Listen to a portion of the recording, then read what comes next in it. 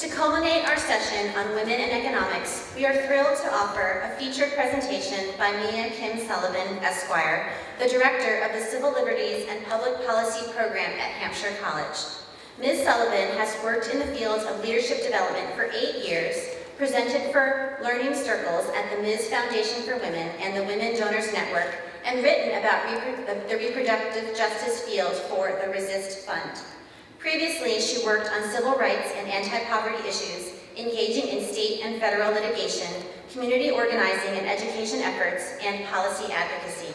She is on the board of the National Women's Health Network and the Legacy Council of the Third Wave Fund. It is an honor to welcome to the podium our esteemed feature speaker, Mia Kim Sullivan.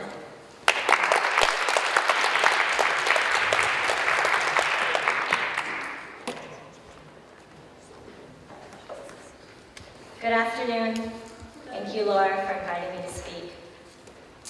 As Jennifer said, I am the director of the Civil Liberties and Public Policy Program at Hampshire College, where we educate, train, and support young feminist leaders to change the world. Before coming to CLPP, I was a lawyer, which is maybe not such an awful thing to be in this crowd. I worked for an agency now known as Community Legal Aid, with the wonderful, smart, and hard-charging folks in the Worcester County office.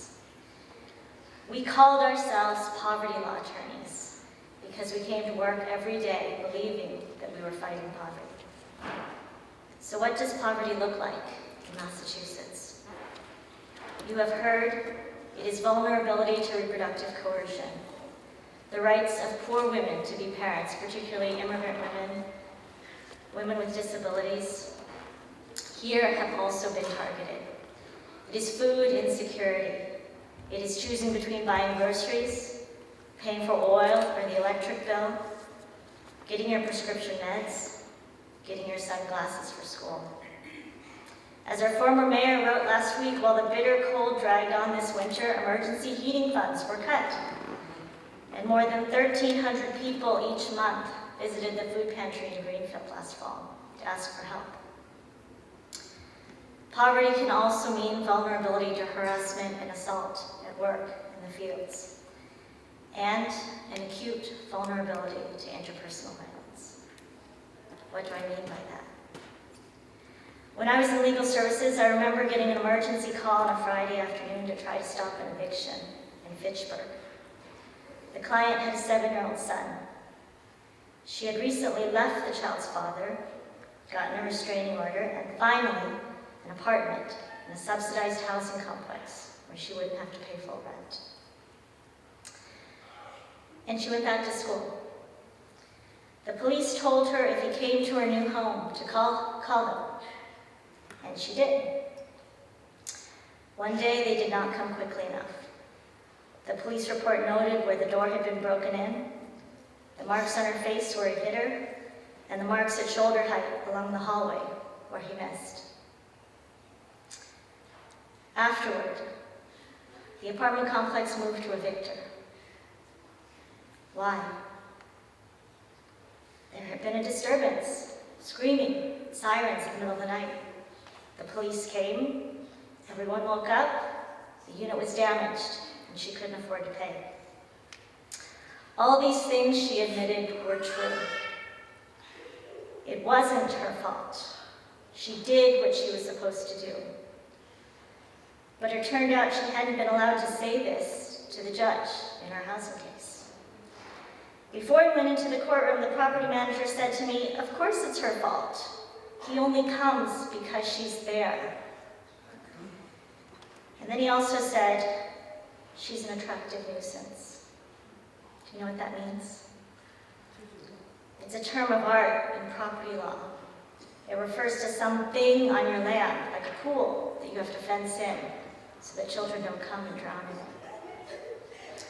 So that's where we were. This manager of a subsidized housing complex was referring to her and her child as a hazard.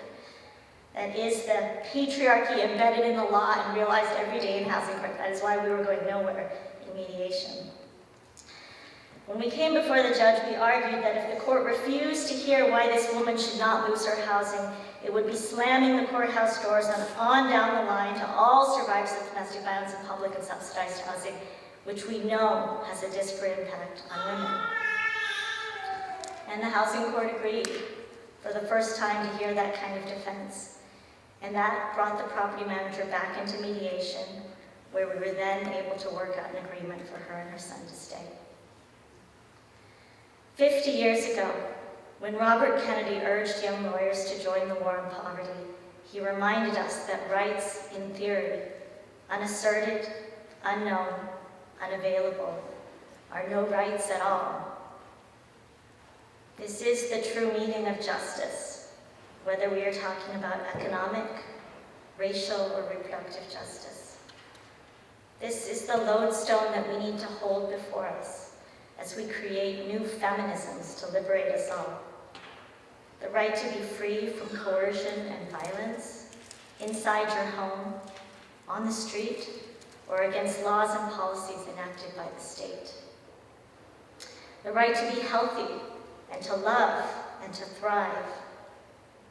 To choose whether or not to bear children and to be able to care for the children you have. To build power and community and affirm the value of our own lives. We have a fight on our hands, I don't need to tell you that. But we can realize these rights, and we have to try. Because justice is just a means, and the end is the world we all want to see. Thank you.